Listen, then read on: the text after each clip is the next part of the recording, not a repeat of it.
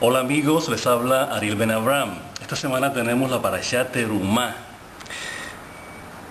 Nuestros sabios dicen que es una traducción difícil porque implica varias cosas. Esa es una de las cosas interesantes que tiene el hebreo, el idioma hebreo, que las palabras tienen, por decirlo así, un significado multidimensional. Interesante porque de alguna manera refleja el lenguaje, la complejidad del pensamiento. Esto es muy importante. Ya habíamos dicho alguna vez en el blog y en el comentario que hicimos en la Parashá Noach, Noach, que la confusión, la famosa confusión de las lenguas, se puede entender de una manera en la que no necesariamente las lenguas literalmente hayan cambiado. De repente apareció el chino, apareció el árabe, apareció el español, sino que hubo una transformación en el pensamiento. La gente pensaba igual, luego la gente hablaba igual. Esa es más o menos la idea. En la lingüística moderna se define el lenguaje como producto del pensamiento. O sea, el pensamiento precede el lenguaje, obviamente. O sea, hay un pensamiento que no tiene lenguaje, pero que después se articula en lenguaje. De ahí que se entienda la telepatía. O sea, que no necesariamente tiene que uno comunicarse a través del pensamiento en un lenguaje, sino más bien con una intención, que es más o menos la idea. Entonces, la confusión de las lenguas viene siendo, en este sentido, no necesariamente confusión, sino algo así como la fracturación o el fraccionamiento del pensamiento. O sea, el pensamiento ya no era el mismo, sino se diversificó. Y ya la gente no pensaba igual. Pues no se entendían, que pensaban de manera diferente. Entonces, los lenguajes aparecieron a partir de ahí. Entonces, de acuerdo a algo así como a las cualidades del pensamiento de la persona, se articula el lenguaje. Más o menos la idea. Bien, bueno, estamos saliendo un poco del tema, regresamos a la Parashá. Terumá la definen nuestros sabios de varias maneras. Dicen que es una porción apartada, Otra interpretación es una porción o algo que se eleva. Y la tercera, una ofrenda. Entonces, la Parashá comienza diciendo algo así. Hashem le habló a Moisés diciendo, habla a los hijos de Israel y deja que ellos tomen para mí una porción de cada hombre cuyo corazón lo motive a tomar mi porción. Es interesante porque no dice dar, sino tomar.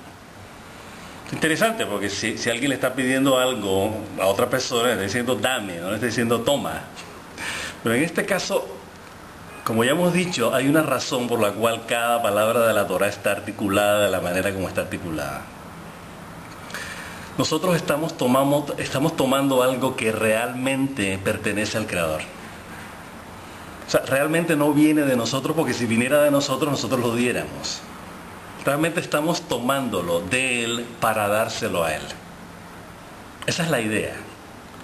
Esto lo entiende el rey David en los salmos que leemos en la mañana, en el rezo de la mañana, cuando decimos tuyos son el poder, la grandeza, el poder, la gloria, la victoria y la majestad, porque todo en el cielo y todo sobre el cielo y todo sobre la tierra tuyo es. La riqueza y el honor de ti proceden. Esto es muy importante. Esto es muy importante porque así es como es. No es porque lo diga el rey David, es que así es. Que probablemente el rey David estaba estudiando esta parashá cuando sacó esa conclusión y escribió el salmo.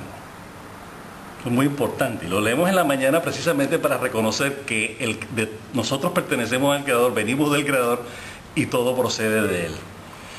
Ya hemos dicho que los aleluyos de estos salmos de alabanza son el preámbulo para estar frente a Él. parado frente a la amidad. Es muy importante, esto es esencial. Porque nosotros realmente, y también hay otro pasaje, no sé si de los Salmos o de otro libro del Tanaj, de la Biblia hebrea, que dice algo así como que nosotros damos de tu mano. Damos de tu mano. Es interesante, ¿no? Porque realmente no estamos dando de la mano de nosotros, estamos dando de la mano de Él.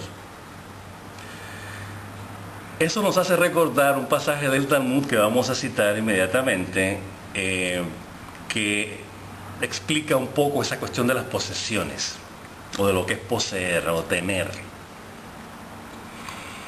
Ellos dicen que Hakadosh Baruj Hu ya asignó una porción para todo el mundo. De hecho, en Rosh Hashanah, el primer año del Año Nuevo Judío, recordamos eso, en que la porción que se nos asigna cada año se establece ese día. Pero ellos dicen, nuestros sabios, en la cita que estamos tratando de plantear acá, de comunicar, que la porción de algunos está algo así como en fideicomiso, está bajo la administración, por decirlo así, no tanto administración como cuidado de otros. En otras palabras, probablemente mi porción la maneja, por ejemplo, el gobierno de Israel, o la maneja un protector, un mecenas que yo tenga que me ayude. Entonces, la idea es que la persona que tiene en fideicomiso, que tiene bajo su cargo, bajo su cuidado, mi porción, me la dé, obviamente. O sea, que no se quede con ella. Entonces, esto lo están planteando ellos, lo analizan ellos en el sentido de sedaká, o sea, sedaká en el sentido de solidaridad. El término caridad no encaja en el judaísmo, sino rectitud, o sea, hacer lo correcto. Eso es sedaká. Entonces, la idea es que esta persona que tiene la porción de uno, nos la dé sabiendo que no es de él. En otras palabras, cuando él hace solidaridad, no, cuando él hace rectitud, cuando él hace justicia, cuando es justo, en otras palabras, cuando da, él está consciente que lo que está dando no le pertenece a él, sino que le pertenece a la otra persona. Miren eso. Esto es judaísmo, amigas y amigos, en su esencia. O sea que realmente cuando nosotros estamos dando algo, estamos siendo conscientes que realmente eso le pertenece a la otra persona, a la persona a quien uno se la va a dar. Esto es clave. O sea, en otras palabras, estamos despojados, por decir así, de un sentido de posesión, de propiedad, de ser el dueño, de ser de quien procede algo. No. Yo estoy ayudando a otra persona porque la ayuda que le estoy dando a la persona, sea financiera o sea de otra manera, es su porción, es de esa persona. Entonces, cuando uno hace una misvá, cuando uno hace un bien por otra persona, el bien le pertenece a la otra persona, por eso uno se lo da, por eso uno lo hace. Esto es muy importante. Bien. Entonces, en este sentido se entiende, él toma una porción, para mí, de acuerdo a lo que lo motive a él en su corazón, dice en su corazón. En otras palabras, nuestra ofrenda es directamente proporcional al amor que nosotros le tenemos al Creador. Entonces, ¿qué pasa? Dentro de ese contexto uno diría, si realmente uno ama muchísimo a Dios, decirle, todo lo mío, mi vida, es tuyo. Como lo entendieron, como lo asimilaron, Abraham vino y Isaac vino cuando fueron a hacer la ofrenda en la Akedah, la atadura de Yitzhak. Nosotros aquí no pintamos, tú eres el que controla toda tu creación, tú la diriges. Aquí estamos. Claro, llegar a ese nivel de entendimiento y de conexión con el Creador es lo máximo. Eso no tiene precio. Uno daría todo el dinero del mundo, todo el oro del mundo para llegar a esa conciencia. Y la idea es que lleguemos a esa conciencia.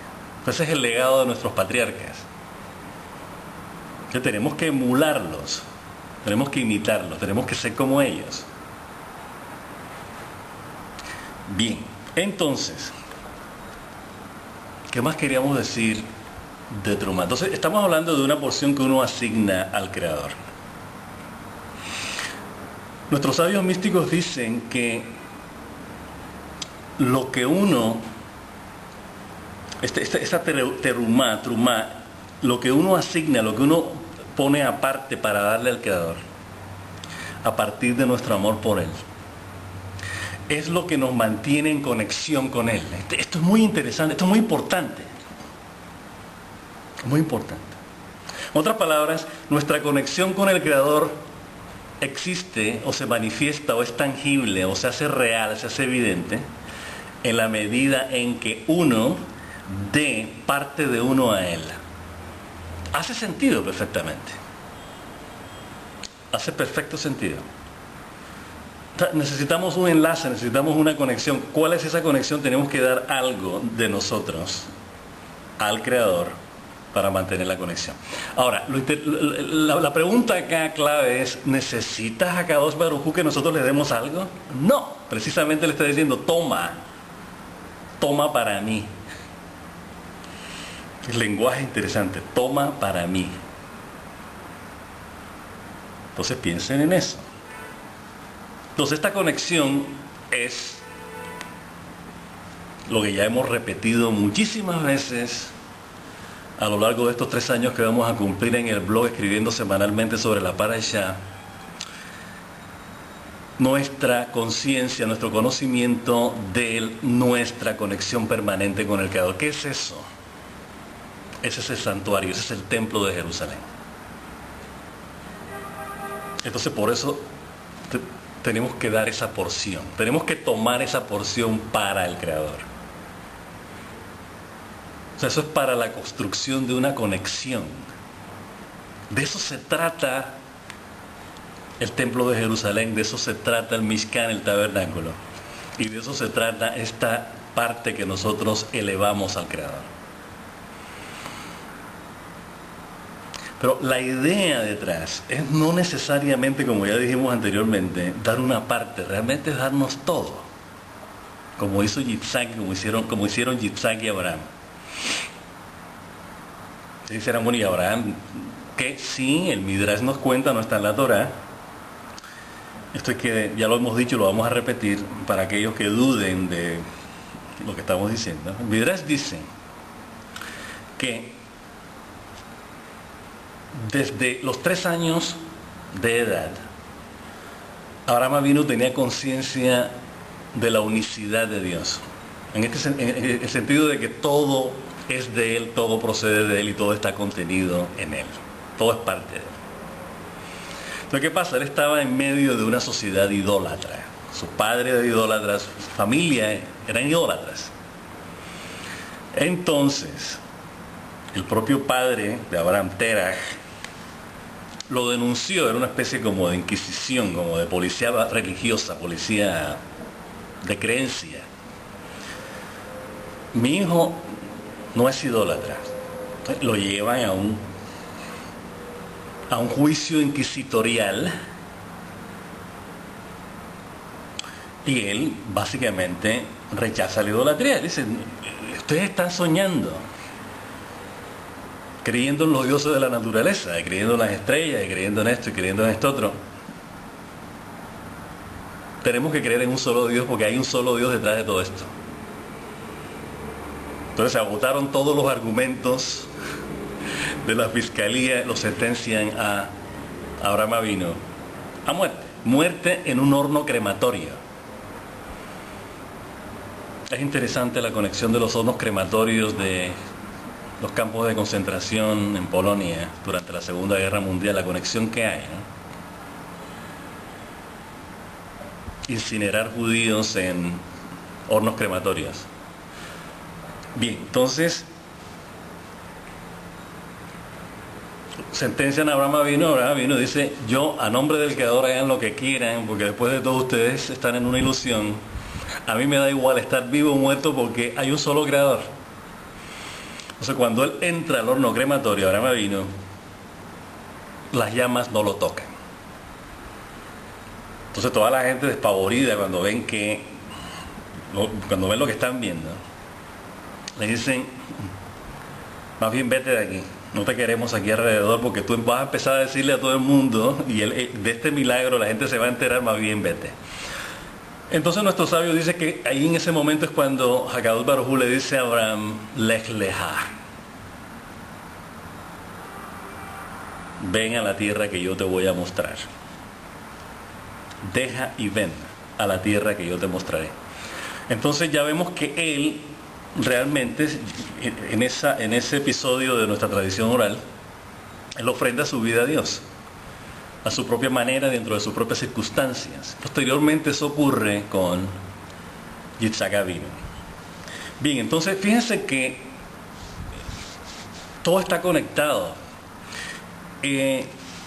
La ofrenda de Yitzhak tuvo lugar deducen nuestros sabios, en el mismo lugar donde se construiría el templo de Jerusalén. Y estamos hablando de una ofrenda. Estamos hablando de una ofrenda, en este caso de Abraham, de su hijo. Una parte de él, tomó una parte de él, su hijo, y se la trajo al Creador. Es exactamente lo que hay aquí. Pero fíjense que en este caso es toda una vida. Estamos hablando de una vida. No estamos hablando de un pedacito de vida. No estamos hablando de una mano, un brazo. Estamos hablando de toda una vida. La ofrenda perfecta. Bien, y recordemos que eso es Israel. Muy importante esto. Sin embargo, Hakadosh Baruj Hu nos dice, toma una parte. Una palabra, no me des todo, Dios, todo me pertenece, pero guarda tú tu otra parte para ti. O sea, en otras palabras, Él nos da nuestro propio espacio en esta realidad material, para que tengamos, para que seamos, para que poseamos, para que nos movamos en esta realidad. Pero la idea es que lo que no tomamos y le damos a Él está al servicio de Él. Esto es importante. Entonces nuestros sabios concluyen, entre uno más está conectado con el Creador. Hace perfecto sentido. Eso sería lo ideal. Sin embargo, Hakadosh Baruj Hu conoce que somos humanos, que vivimos en una realidad material, y nos dice, no tienes que darme todo, quédate con tu parte. Bien, entonces, ¿qué conexión hay entre esta parashá, esta entrega, donación, como la traducen algunos, con episodios que han ocurrido antes, previos, o sea, inmediatamente antes de este suceso? La canción en el Mar Rojo, Shirat Hayim. ¿Qué sucede ahí? Como ya dijimos, la recitamos todas las mañanas. Y la repetimos también antes de acostarnos, en el rezo de la noche, parte de ella. Hay una parte donde dice, vamos a parafrasear, tú nos has sacado de esta tierra, algo así, de la tierra de Egipto, y nos vas a plantar en el monte de tu heredad, el lugar que tú, Hashem, has construido con tus manos, el santuario que tú has construido con tus manos, algo así. En otras palabras, ya habíamos dicho que la canción del mar es importantísima porque en ese momento todo Am Israel, después de haber atravesado el mar, tenía profecía. En otras palabras, ellos llegaron a ver el santuario. De lo contrario, la canción no tendría sentido. O sea, ellos están cantando porque lo están viendo. O sea, tú nos has sacado de esto para plantarnos en el monte de tu heredad, el lugar que tú, Hashem, has hecho para morada tuya, el santuario que han construido tus manos. Ellos ya lo anticipan en profecía. Y esto ya empieza a hacerse realidad en esta parasha. Desde el punto de vista de análisis, de estudio de Torah, vale la pena destacar, bueno, esto cuando está ocurriendo, ya hemos dicho, nuestros sabios nos han enseñado y nos hemos dado cuenta en nuestro estudio de la Torah, que la Torah no está narrada cronológicamente. Esto quiere decir que el episodio del becerro de oro ocurrió previo a esta parasha. En otras palabras, esta parasha se está adelantando a algo que habría de ocurrir después. O sea, cronológicamente lo lógico era que antes de la parasha Trumá se relatara el episodio del becerro de oro, sin embargo aparece después. Entonces, nuestros sabios se preguntan, bueno, ¿por qué antes? Hay una conexión directa con la entrega de la Torah en la parasha Yitro, la entrega de estatutos en la parasha Mishpatim de la semana pasada. Hay una continuidad en materia de conexión con el Creador. Entonces, por alguna razón, Hakadosh Baruj Hu quiere que mantengamos esa conexión. Entonces se anticipa, decir, bueno, va a haber eso, sin embargo, sepan que yo de todos modos, a pesar de la transgresión del becerro de oro, yo los voy a perdonar, como ocurrió. Entonces, explican nuestros sabios que la construcción del Mishkan, el templo, el tabernáculo, el templo, en este caso que es lo mismo, viene siendo la cura, por decirlo así, de la transgresión del becerro de oro. En otras palabras, ellos explican, bueno, en el becerro de oro nuestros ancestros dieron oro, ¿no?, para la elaboración del becerro. Hakadosh Baruj Hu dice, así como ustedes dieron oro para construir el becerro, también van a dar oro para construirme mi casa, mi santuario. Entonces algo así como para rectificar el pecado, la transgresión del becerro de oro, es el Mishkan. En otras palabras, esto es muy importante, esto es esencial, es primordial. ¿Por qué?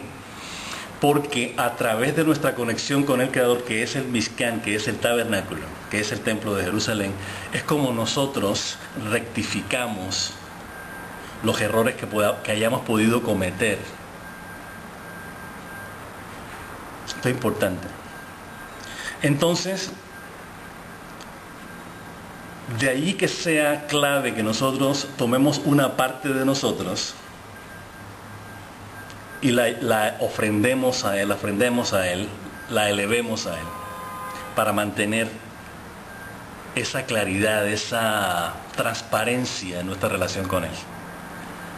Ya posteriormente, en el libro de Levítico se va a elaborar más esto, pero sigamos con la parasha. Hay una serie de elementos simbólicos que ya hemos analizado en el blog, así que no queremos caer en repeticiones. Así que les sugerimos que vean el comentario de la parasha Trumá del año pasado, del año antepasado, porque aquí nos referimos al significado simbólico que tienen el oro, la plata y el cobre, ¿no? El turquesa, púrpura, o sea, lana púrpura, lana turquesa y lana roja, escarlata, lino, pelo de chivo, en fin, hay varias, hay madera, aceite, especias, o sea, están enumerados los distintos elementos, las distintas cosas que se van a traer para la construcción del Mishkan. Y cada uno de ellos tiene una representación simbólica. Entonces, que dirigida precisamente a rectificar aquello que nos separa de nuestra conexión con el Creador. Entonces, vamos a comentar los tres primeros, que son oro, plata y cobre.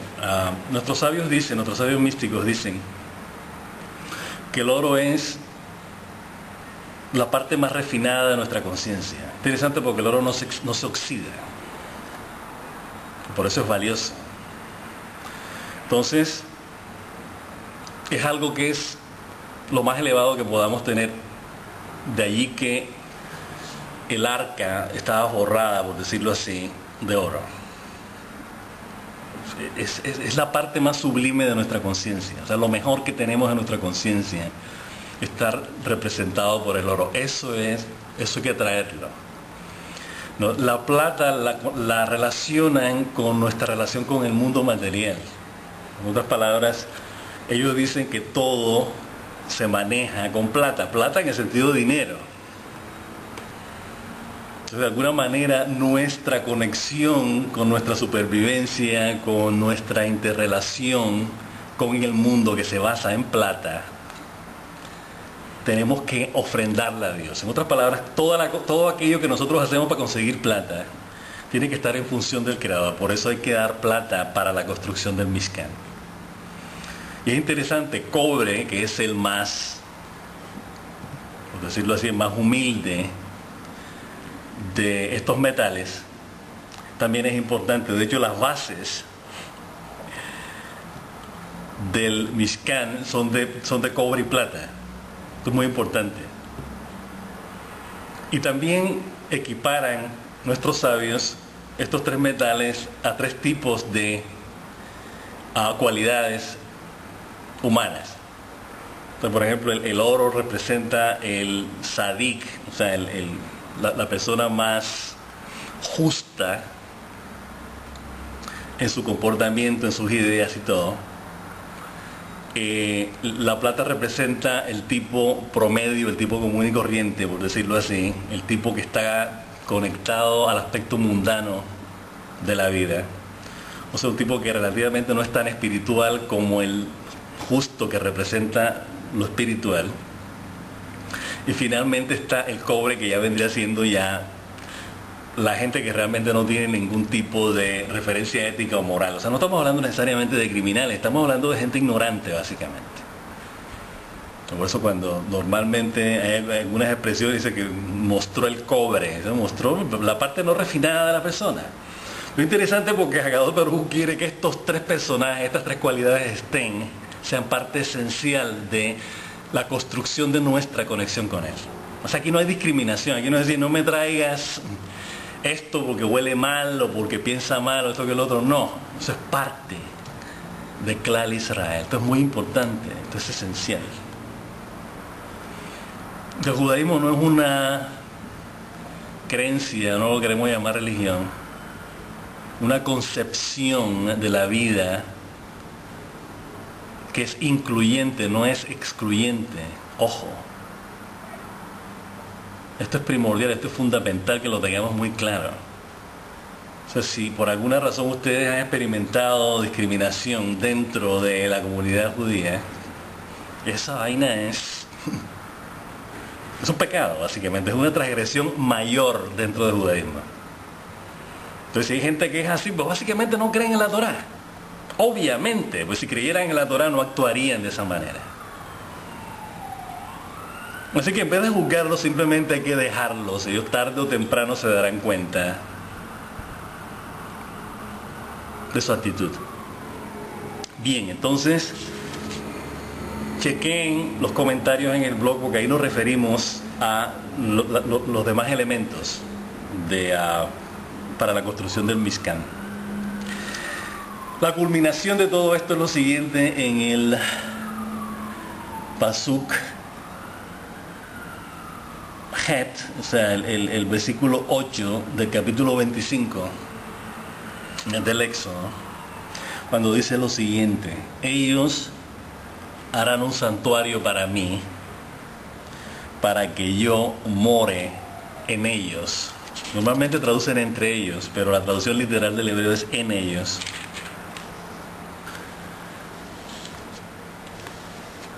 Esto es muy importante, esto es esencial.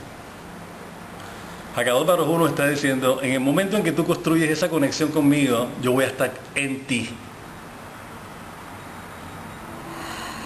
Esto es clave.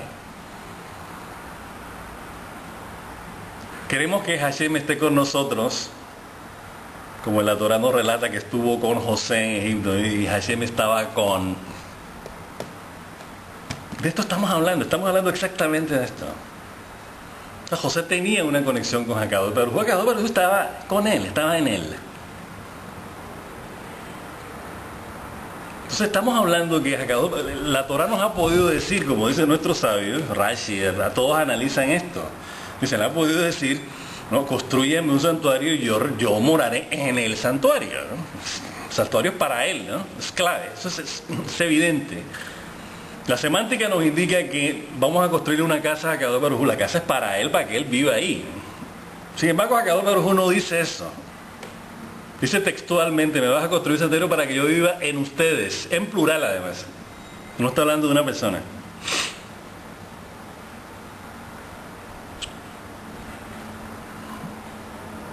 Entonces, tenemos que analizar esto y ponernos a reflexionar sobre el significado de esto.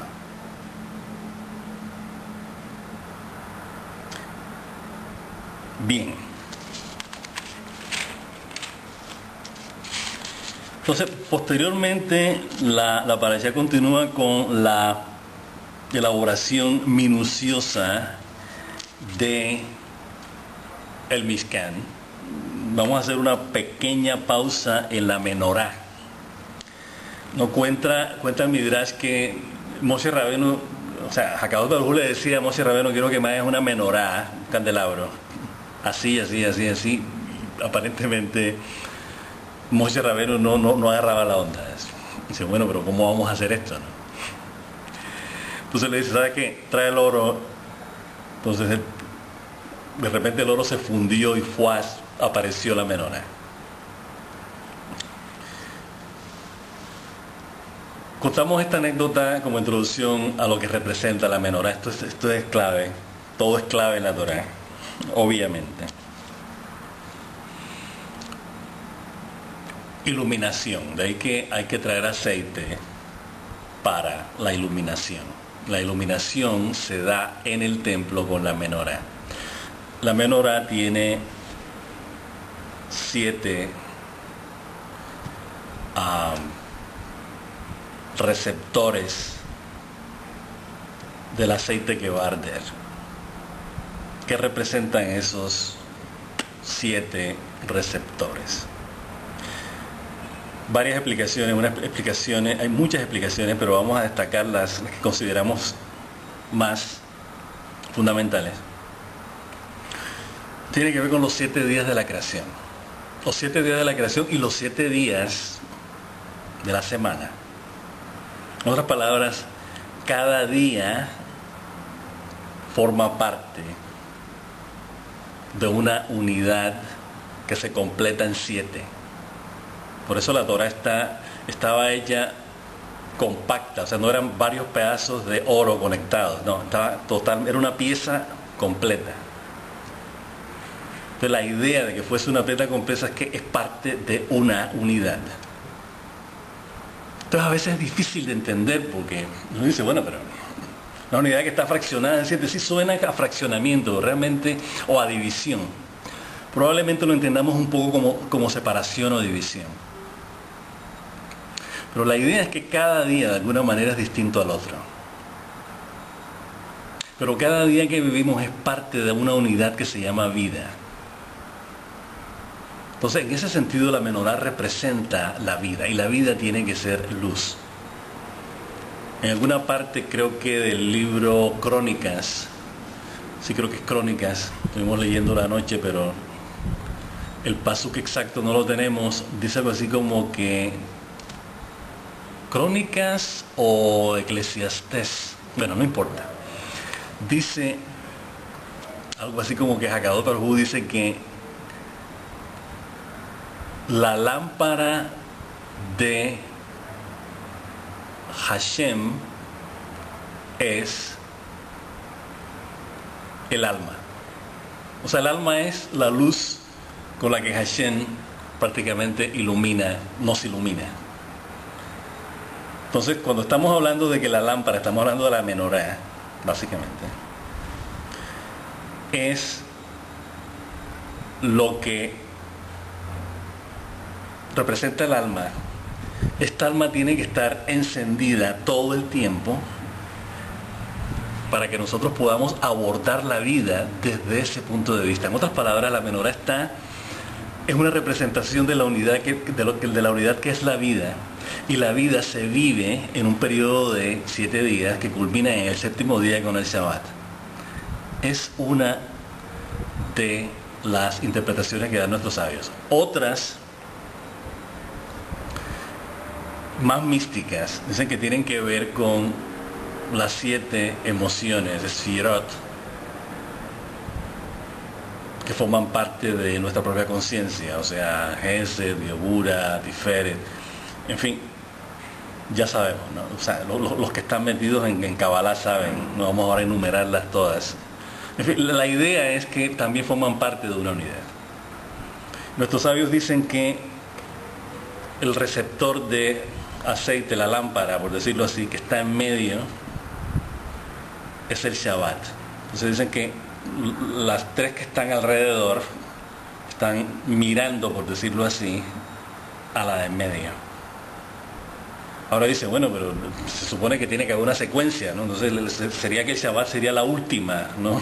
De un lado a otro, de izquierda a derecha, o de derecha a izquierda, depende de cómo se cuente. Sin embargo, nuestros sabios dicen, no, son 7, pero la que está en medio no es necesariamente sentido cronológico, es el Shabbat. Por eso todas están, por decirlo así, iluminando hacia el Shabbat. Eso es interesante cuando recitamos el Salmo del día, que nos corresponde cada día.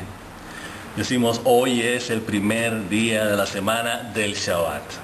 En otras palabras, todos los días de la semana apuntan hacia allá, y así es como tenemos que vivirlos, pensando en el Shabbat. No en el sentido de que pase rápido este día porque ya viene un día menos para llegar el Shabbat, no.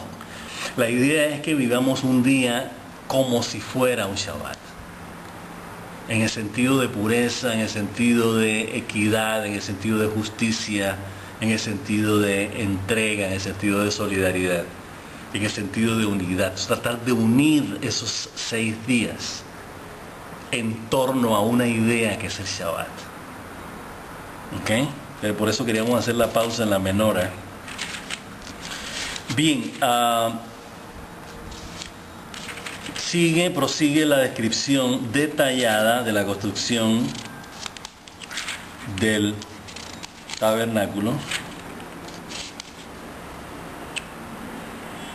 y nuestros sabios se refieren, dentro de estos detalles, hacen una especie de comparación, por decirlo así, de lo que es las 3 distintas cámaras en las que estaba dividido el Mishkan. O sea, había una cámara interna, había una cámara que precedía, una especie de antesala, y estaba lo que llaman el patio.